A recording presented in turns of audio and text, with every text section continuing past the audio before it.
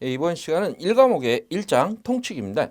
그런데 사실 1장의 통칙의 내용은 우리 시험에 그렇게 많이 출제되지는 않습니다. 왜냐하면 이 통칙의 내용은 실제 우리 그 손해평가사가 할 내용이 아닙니다. 손해평가사보다는 이 농협에서 직접 해야 될 내용들이 많다 보니까 그렇게 우리가 그 공부해야 될 내용은 아니지만 업무방법서 상으로 발표는 했기 때문에 또 우리가 안 보고 갈 수는 없죠. 내용 한번 보죠. 이 목적. 이 업무 방법은 농작물 재해보험의 신계약 인수 절차, 계약 관리 업무에 대한 처리 기준의 정함을 목적으로 한다. 그래서 1과목에서 지금 다루고 있는 내용이 나와 있어요. 인수 절차라든가 계약 관리. 요 내용을 1과목에서 다루겠다. 그리고 2과목에서는 실제 사고가 발생했을 때 사고 조사는 어떻게 할 건지, 그리고 피해율은 어떻게 구할 건지, 이러한 내용이 나온다고 했죠. 이 적용 범위는 농업재해보험법, 보험법률, 감독규정, 회사 내규, 금융감독원에서 정하는 사항 이외에는 이 업무 방법에 따른다. 단 업무 방법에서 정하는 사항 이외에는 품목별 업무 매뉴얼을 따르겠다. 그리고 이제 이 용어의 정의입니다. 지금 1장에서 나온다 그러면 주로 나오는 게 지금부터 나오는 이 용어의 정의 그 관련 내용들이 조금 출제가 될 수가 있어요. 그동안 그 1장에서는 거의 대부분 나온 게 용어의 정의 관련해서 기본적인 내용이죠. 그래서 먼저 이 계약자. 계약자는 이 가입자라는 개념으로도 같이 씁니다.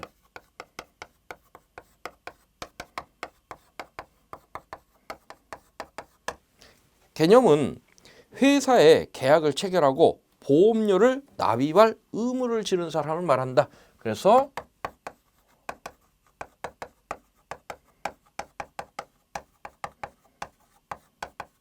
보험료를 내는 사람을 우리가 계약자로 하겠다 하는 얘기입니다. 계약자는 농업인 및 임차농 여부와 관계없이 국내에서 보험 대상 농작물을 실제 재배하는 주된 경작자를 말한다. 이게 굉장히 큰 키워드입니다. 그 지금 동그라미 2번 요 내용을 가지고 지금 출제가 된 적이 있어요. 그래서 결국에 어떤 내용이냐면 실제 재배하는 주된 경작자가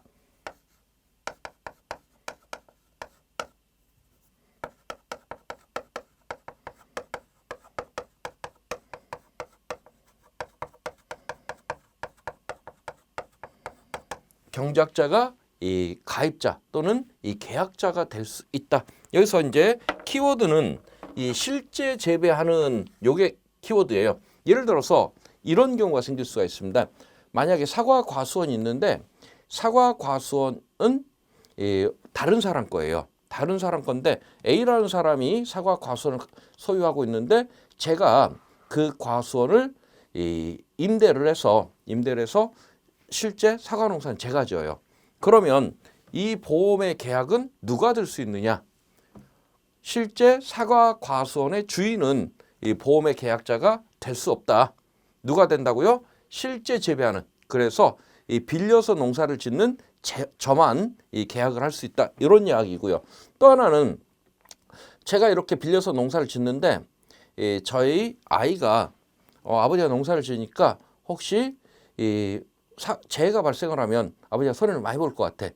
그래서 뭐 서울에서 직장 생활하는 저희 아이가 아버지 대신 저 대신 이렇게 계약을 체결해 주겠다. 이거 가능할까요? 불가능합니다. 왜? 아이는 서울에서 직장 생활하기 때문에 실제 재배하는 경작자가 아니더란 얘기예요. 그래서 이러한 부분들을 조금 체크를 해 두세요. 그래서 계약자는 누구만 된다고요? 실제 재배하는 주된 경작자만 되고 그 외에 뭐 실제 임대를 준 실제 주인이라든가 과수원의 주인이라든가 아니면 이 농사 짓는 사람의 이 자녀라든가 이런 사람들은 계약자가 될 수 없다. 다음은 피보험자입니다.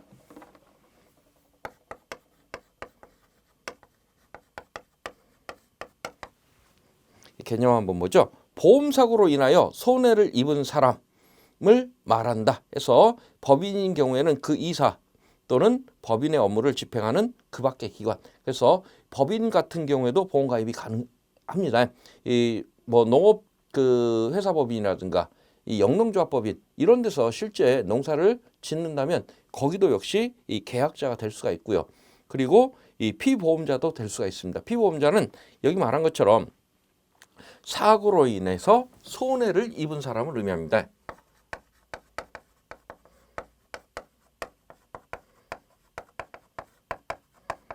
그래서 법인도 가능하다. 다음은 보험증권.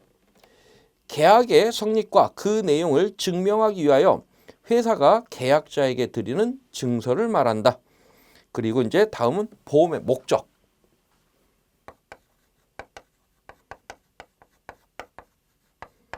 여기서 우리 지금 보험은 농업재해보험이에요. 그래서 실제 이 농업재해이기 때문에 이 보험의 목적은 농작물이라든가 아니면 이 나무라든가 아니면 농업 을 영위하기 위한 이 시설 이런 것들이 이 목적이 될 수가 있습니다. 내용 한번 보죠. 보험에 가입한 농작물로 보험증권에 기재된 농작물 또는 나무, 작물 재배용, 농업용 시설물, 부대시설, 농작물을 말한다. 그래서 여기 목적이라는 것은 이 보험 계약 대상을 우리가 목적이라고 표현을 하고 있습니다. 5번에 이 계약자 부담 보험료, 이 국가 및 지방자치단체 지원 보험료를 제외한 이 계약자가 부담하는 보험료를 말한다. 그래서 지금 농업재해보험 같은 경우에는 이 보험료의 구성이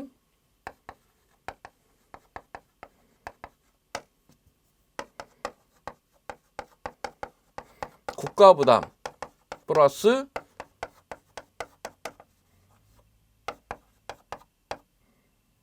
지자체 부담 플러스 이 자부담 이렇게 돼 있는데 여기 자기 부담이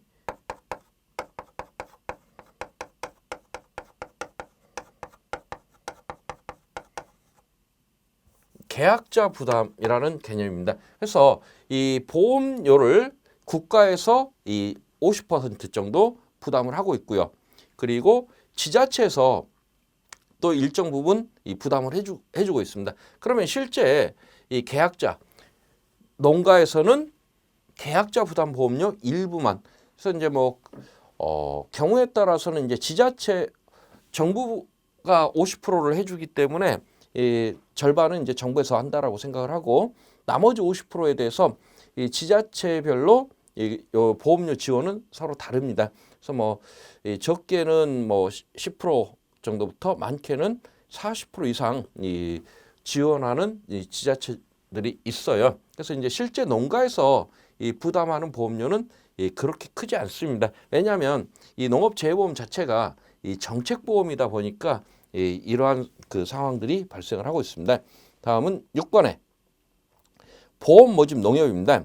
NH 농협손해보험 주식회사와 농작물 재해보험 업무 위탁 계약을 체결한 지역농협 또는 품목농협을 말한다. 그리고 모집 종사자 NH 농협 손해보험 통칭 회사라고 칭하고 이 재해보험 업무 위탁 계약을 체결한 지역 농협에 보험 모집 자격이 있는 임직원 보험 설계사. 그리고 다음은 8번에 과수원 또는 농지라는 개념으로 이야기를 하는데 요 개념도 출제가 된 바가 있어요. 내용 한번 보죠. 한 덩어리의 토지의 개념으로 이 필지, 지번과는 관계없이 과실을 제외하는 하나의 경작지를 말한다. 그래서 지금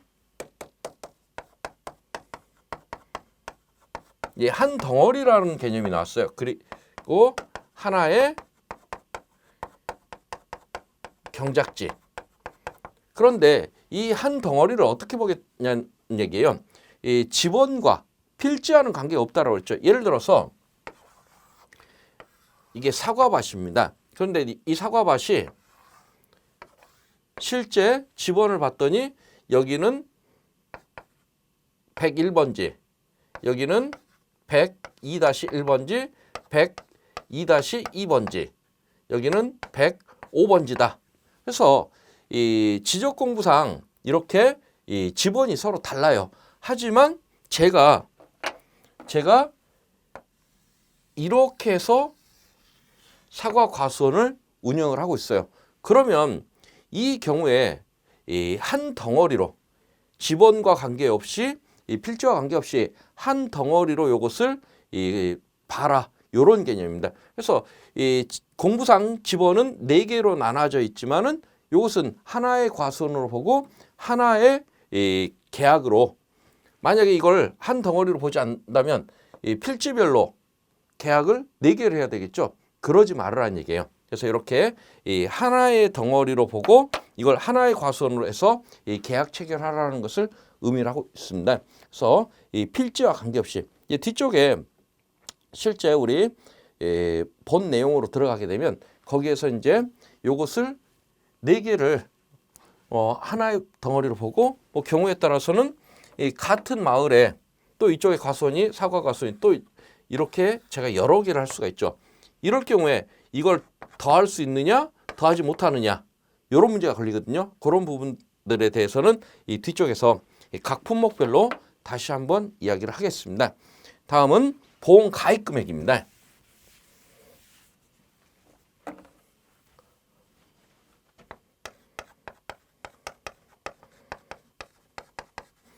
그리고 이어서 나오는 게 이 가액이라는 개념이 나오죠. 그래서 이제 처음 그 공부를 시작하시다 보면 이러한 용어들이 비슷비슷하다 보니까 헷갈릴 수가 있는데 일단 여기서 확실히 이 가입 금액, 가액, 뭐 또 얘기를 들면 보험료, 보험금 우리가 일상생활에서는 거의 혼동돼서 사용을 하지만 이게 명확하게 의미가 다릅니다. 먼저 이 가입 금액 회사와 계약자 간의 약정한 금액이에요. 그래서 일단은 첫 번째는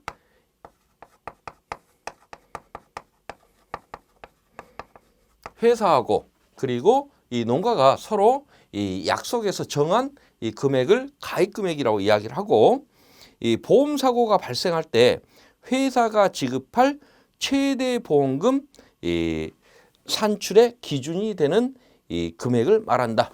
그래서 이것은 약정한 금액인데 뭘 약정했냐?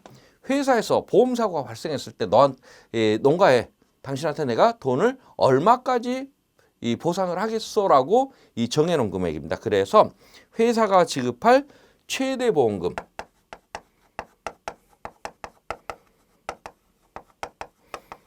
금액 이 산출의 이 기준이 되는 금액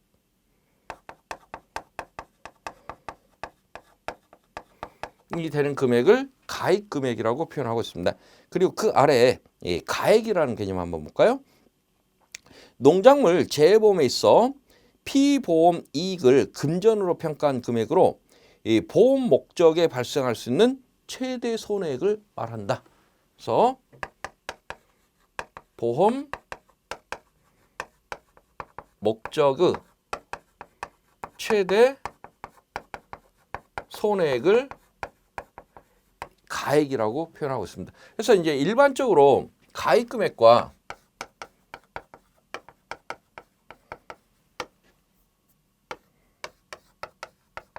가액 이 개념은 우리 쉽게 이렇게 한번 생각해 볼까요? 제가 이 1,000만 원짜리 자동차를 새 차를 하나 뽑았어요.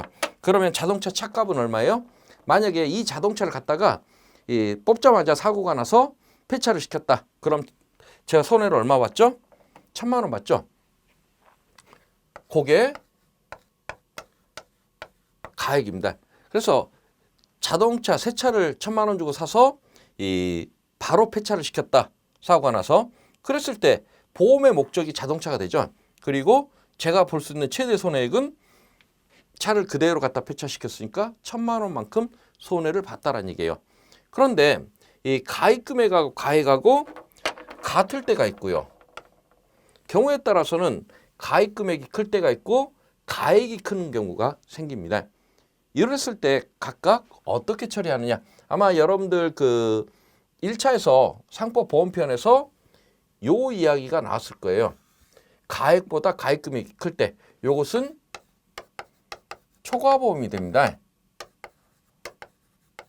그래서 예를 들어서 1,000만 원짜리 자동차 보험을 가입을 하면서 자차를 가입을 1,200만 원 하고 1,000만 원 하고 이 가입 금액을 1,000만 원을 잡으면 가입이 1,000만 원이니까 같아지죠.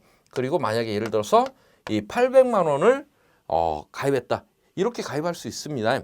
그런데 만약에 이 1,000만 원짜리 자동차를 폐차시켰을 때 요 경우가 되면 어떻게 되느냐? 요것은 가액을 한도로 보상을 하겠다. 그래서 실제 이 1,000만 원짜리 자동차를 폐차를 시켰더라도 이 보험회사에서 가입은 1,200만 원 했을지라도 보험회사에서는 최고 1,000만 원까지밖에 보상을 안 해줍니다. 왜 그럴까요? 요건 이 경우에 따라서는 이럴 수 있겠죠. 만약에 이 1,000만 원짜리 자동차를 사서 1,200만 원 보험 가입해 놓고 폐차가 되니까 1,200만 원을 제가 받았어요. 200만 원 남았네?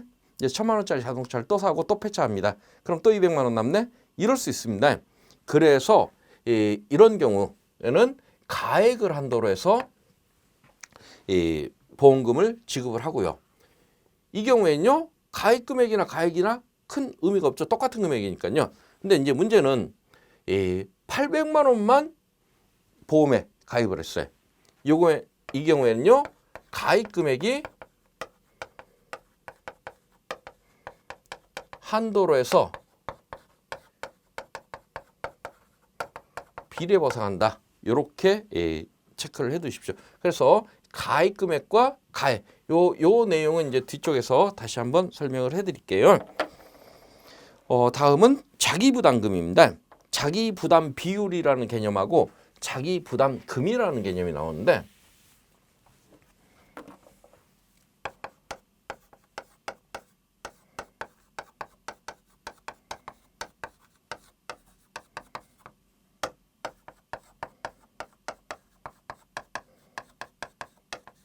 그래서 이제 이 과목 쪽에 가면 어떤 경우에는 이 자기부담 비율만큼 차감을 하고 어떤 경우에는 이 손해액을 다 산정해서 이 자기부담 금만큼 빼는 이런 경우들이 각각 나올 거예요. 그러면 먼저 자기부담 비율. 보험사고로 인하여 발생한 손해에 대하여 계약자 또는 피보험자가 부담하는 일정 비율로 이 가입금액 보험 가입 금액에 대한 비율을 말한다. 그래서 이제 실제 이 피해율을 산정을 하고 거기서 자기 부담 비율만큼 뺀 다음에 나머지 부분에 대해서 보험금이 지급되는 이러한 형태가 나오고요. 그리고 자기 부담 금은요. 보험 사고로 인하여 발생한 손해에 대하여 계약자 또는 피보험자가 부담하는 일정한 금액. 그래서 이 비율로 빼는 경우도 있고요. 이렇게 이 금액으로 빼는 경우도 있습니다. 다음은 연단위 복리. 회사가 지급할 금전에 이자를 줄 때 1년마다 마지막 날에 그 이자를 원금에 더한 금액을 다음 1년에 원금으로 하는 이자 계산 방식을 말한다. 이런 얘기예요. 예를 들어서 이율이 10%다. 그런데 1,000만 원에 1년 차는 원금이 1,000만 원이에요. 그래서 이율이 10%다. 그러면 이자가 100만 원이 되겠죠. 그러면 2년 차에는요. 요걸 더해서 원금으로 오겠다는 얘기입니다. 1,100만 원이 원금이 되고 그러면 이자는 얼마가 돼요? 10%니까 110만 원. 그럼 3년 차에는요. 이걸 더해서 원금으로 오겠다. 그러면 1,210만 원이 원금이 됩니다. 그럼 이자는 얼마 나와요? 121만 원. 그럼 4년 차에는 1,331만 원이 이 원금이 된다. 그래서 이런 식으로 그 이자 계산하는 방식, 요것을 이 연단위 복리 요렇게 이야기를 하고 있습니다. 14번 보험개발원이 공시하는 보험계약 대출 이율. 이 보험개발원이 정기적으로 산출하여 공시하는 이율로 회사가 보험금 지급 또는 보험료의 환급을 지원하는 경우에 이 적용하는 이유를 의미합니다. 다음은 보험기간. 보험기간은 계약에 따라 보장을 받는 기간을 우리가 보험기간이라고 표현하고 있어요. 그리고 영업일. 회사가 영업점에서 정상적으로 영업을 하는 날을 말한다. 토요일 관공서에 공휴일에 관한 규정에 따른 공휴일과 근로자의 날을 제외한다. 다시 말해서 이 어떠한 휴일을 제외한 공휴일을 제외한 이 회사가 농협이 정상적으로 영업을 하는 날을 전부 다 영업일로 보겠다는 얘기입니다. 다음은 표준 수확량.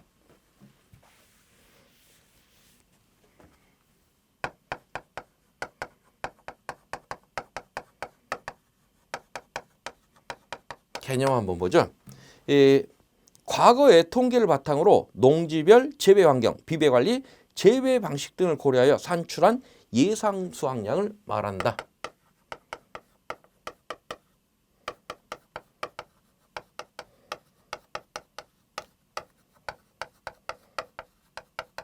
이건 이 농지별로 각 농지마다 어떠한 이 환경도 다를 거고요. 그리고 이 농사 짓는 방법, 이 관리하는 방법도 다르겠죠. 그리고 재배하는 방식도 다 다릅니다. 이런 것들을 고려해서 그 농지에서, 다시 말해서 그 과수원에서, 과수라고 하면 과수원에서 얼마 정도 수확이 될 것이라고 예상해 놓은 수확량을 이 표준 수확량이라고 표현하고 있습니다. 그리고 그 다음은 이 평년 수확량.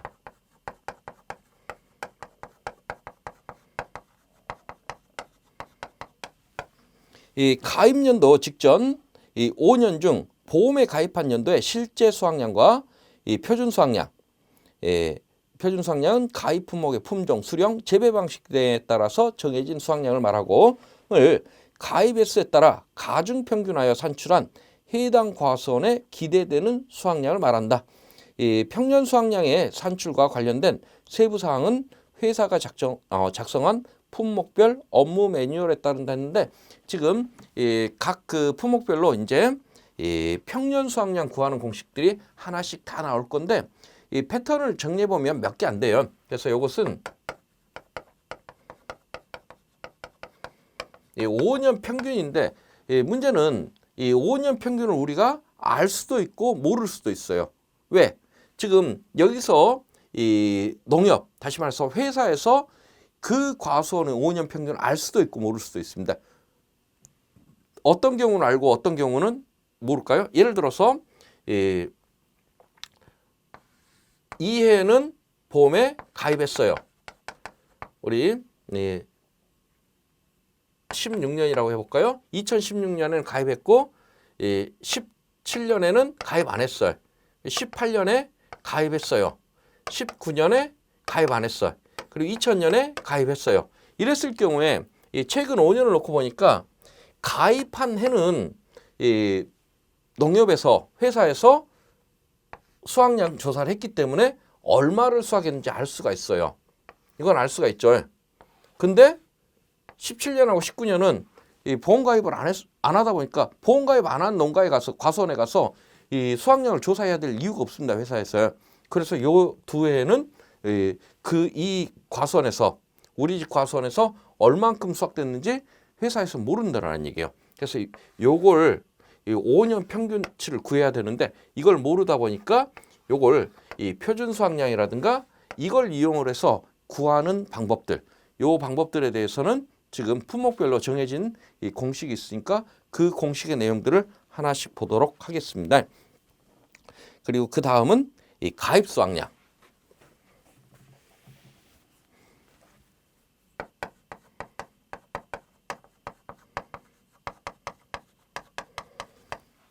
보험에 가입한 수확량으로 평년 수확량의 일정 범위 내에서 계약자가 결정한 수확량을 말한다. 그리고 다음은 가입 가격.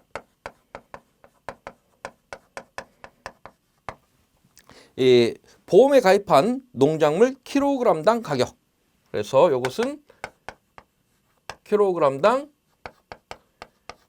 가격을 의미하고, 예를 들어서 사과를 가입했다. 그러면 미리 우리가 보험에 가입할 때 사과 1kg에 얼마라고 계약을 합니다. 그리고 나무 손해보장 특약의 경우에는 보험에 가입한 나무 한 주당 가격을 말한다. 그리고 다음은 미보상 감수량.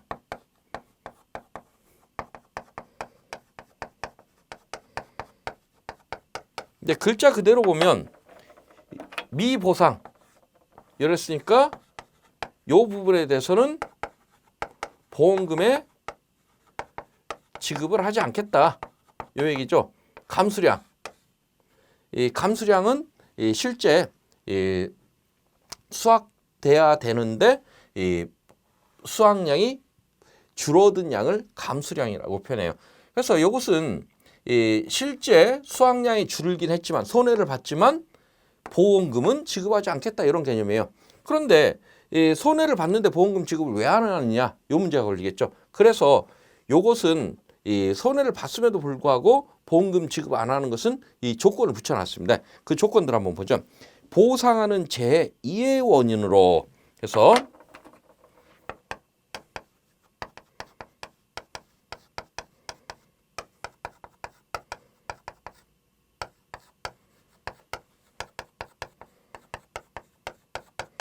요거겠죠. 그래서 우리가 이 보험을 계약할 때 어떠한 이 재해에 대해서는 보상을 하고 그리고 이 어떠한 재해에 대해서는 보상을 하지 않겠다라고 미리 정해놨습니다. 그래서 만약에 보상하는 재해로 이렇게 이 수량이 감소했으면 보험금이 지급되지만 여기에서 우리가 계약할 때 보상하는 재해가 아닌 다른 원인으로 수량이 줄어든 경우에는 보험금 지급하지 않겠다는 얘기입니다. 그래서 보상하는 재해 이외의 원인으로 감소되었다고 평가되는 부분을 말하며 계약 당시 이미 발생한 피해, 이 병해충으로 인한 피해, 제초 상태 불량 등으로 인한 수확 감소량으로서 피해율 산정 시 감수량에서 제외한다. 그래서 이 첫 번째는 계약 당시 이미 발생한 피해. 이건 보험회사에서 책임져야 될 이유가 없죠. 벌써 손해가 본 내용은 책임을 지지 않습니다. 그리고 두 번째, 병충해. 그래서 우리 그 재해보험에서 거의 대부분 병충해는 보상하지 않고 있어요. 지금 몇몇 가지만 하고 있어요. 감자라든가 고추라든가 아니면 벼 그리고 이제 뭐 복숭아의 세균 구멍병 이런 경우를 제외하고 나머지 일반적인 병충해는 보상하지 않습니다. 그리고 뭐 제초 상태 불량. 그래서 실제 농가에서 어떠한 정상적인 농업 활동을 하지 않아서 발생하는 이런 피해들은 보상하지 않겠다. 다음은 꽃눈. 식물에서 꽃이 될 눈을 말한다. 그리고 암술과 수술이 성장할 때까지 턱이나 화관에 의해서 보호되는 이 눈을 꽃눈이라고 표현하겠다. 그리고 꽃눈 분화. 영양 조건, 기간, 기온, 일조 시간 등 필요한 조건이 닫혀서 꽃눈이 형성되는 현상을 우리가 꽃눈 분화라고 하겠다. 그리고 이 꽃눈 분화기.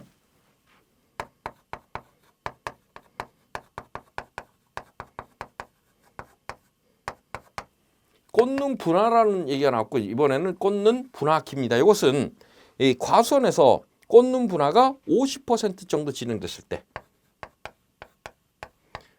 꽃눈 분화가 50% 정도가 진행됐을 때를 꽃눈 분화기라 하겠다는 얘기입니다. 그리고 신초 봐라.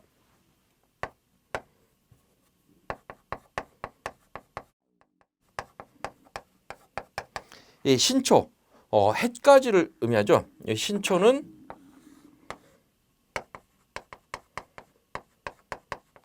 다시 말해서 올해 새로 나오는 가지를 신초라고 표현합니다. 그런데 이 발화라고 표현했죠. 발화, 싹이 나오는 것을 의미해요. 그래서 새로운 해가지가 싹이 나온다 이런 개념입니다. 그래서 이것은 이 1, 2mm 정도가 자랐을 때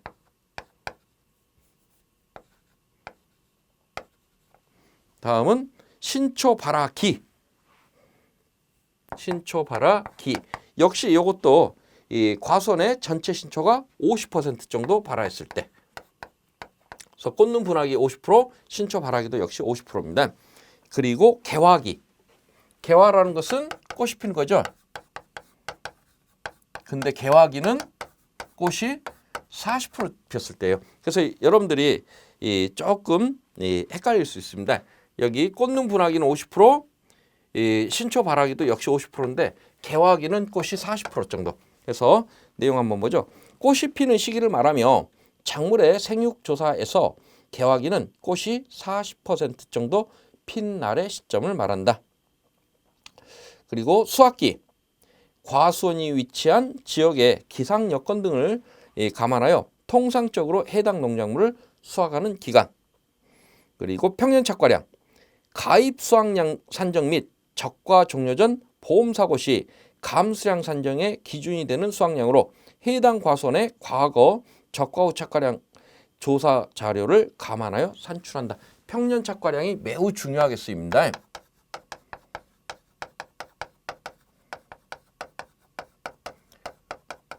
그러면 그 밑에 적과 후 착과수까지 보도록 하죠.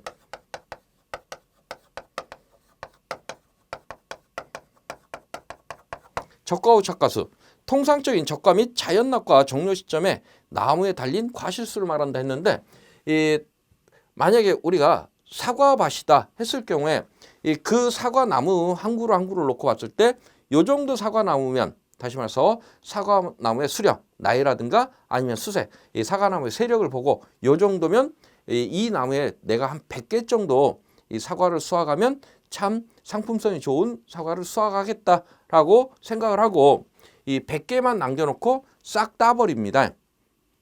그러한 작업을 적과라고 표현해요. 그러면 이렇게 싹 따버리고 남은 과일의 개수가 몇 개냐? 그래서 이 적과 후 착과수 조사라는 것은 이 보험에 가입되어 있는 전체 과수원을 전부 다 조사를 합니다. 이걸 알아야, 적과 후 착과수를 알아야 이 나중에 이 사고가 발생했을 때 몇 개 중에 몇 개가 없어졌는지 우리가 알 수가 있어요. 그래서 이건 전체를 다 하는데 문제는 어디서 생기냐면 이 적과 전에 사고가 발생했을 때, 이 적과 이전에 사고가 발생하지 않았다면 적과 후 착과수가 기준 착과수가 돼서 그걸 기준으로 해서 이 수확 때까지 과일이 몇 개 없어졌다. 예를 들어서 나무 한 그루에 100개를 남겨놨다 했는데, 그러면 이 특별한 사고가 발생하지 않았다면 이 적과 후 착과수가 100개라면 수확 때까지 100개가 수확 때 이 100개를 수확하는 게 맞습니다. 그런데 50개밖에 수확을 못했어요. 그럼 50개는 어디 갔어요? 50개는 어떤 이유로든지 간에 없어졌다는 얘기입니다. 그래서 뭐 중간에 태풍이 불거나 우박이 떨어지거나 이렇게 해서 없어진 이 과일의 개수를 알기 위해서는 이 적과 후 착과수라는 걸 알아야 되는데, 문제는 이렇게 이 적과 이전에 사고가 났을 경우, 제가 이 나무에 100개를 사과 100개를 남겨서 키우려고 마음을 먹었는데 이 적과하기 전에 뭐 우박이 떨어졌다, 아니면 강풍이 불었다, 또 경우에 따라서는 이 냉해 피해를 입었다, 이랬을 경우에 적과하고 100개를 남기려고 봤더니 과일이 100개가 안 돼요. 그럼 어떻게 해야 돼요? 실제 평년에 100개 이상을 이 과일 나무에서 우리가 수확했습니다. 그래서 이 몇 개가 적과 이전의 사고로 몇 개가 없어졌는지 알기 위해서는 이 평년 착과량이라는 것을 알아야 되더란 얘기예요. 그래서 이 평년 착과량의 키워드는 뭡니까? 이 가입 수확량 산정 및 적과 종료 전 보험 사고 시 감수량 산정의 기준이 된다. 그래서 적과 종료 전 사고에 이 감수량 이 산정 기준이 되는 수확량을 우리가 평년 착과량이란다. 요거 굉장히 중요한 그 단어니까 기억을 해 두십시오. 다음은 이제 신계약 2장.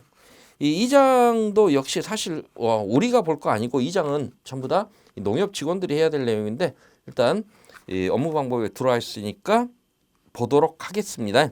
2장부터는 우리 다음 시간에 이어서 진행하죠. 예, 수고들 하셨습니다.